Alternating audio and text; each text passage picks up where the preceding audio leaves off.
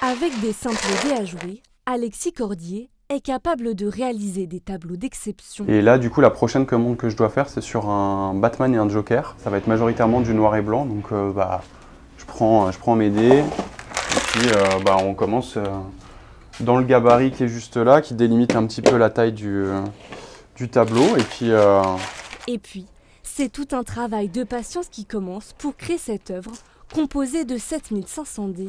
Là, la première étape, ça va être déjà de faire que des D1. Donc après, avec l'habitude, on sait que le 1, c'est l'inverse du 6, etc. Enfin, il y a toute une mécanique, un petit peu de réflexion qui se met en place pour essayer d'aller de plus en plus vite. J'ai la même sensation quand je fais les tableaux que quand je faisais des puzzles quand j'étais petit. Chaque dé est méticuleusement placé à la main, chaque face est soigneusement ajustée en fonction du motif. Alors des fois, c'est de manière assez arbitraire. Une face ou une autre pourrait très bien convenir.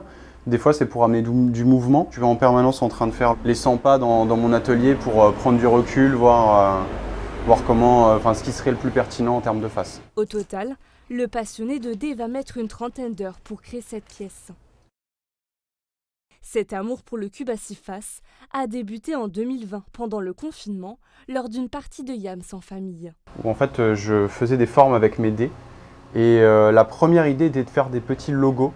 Et en fait, une fois que j'ai fait les petits logos, l'idée est allée un petit peu plus loin. En noir et blanc, en couleur, des personnages de pop culture aux animaux, le jeune homme est capable de tout reproduire sur mesure, ou presque. Plus ou moins, il y a quelque chose qui ne fonctionne pas trop, c'est les paysages. Généralement, où en fait, quand il y a trop de petits détails sur l'image, c'est compliqué de le refléter avec des dés.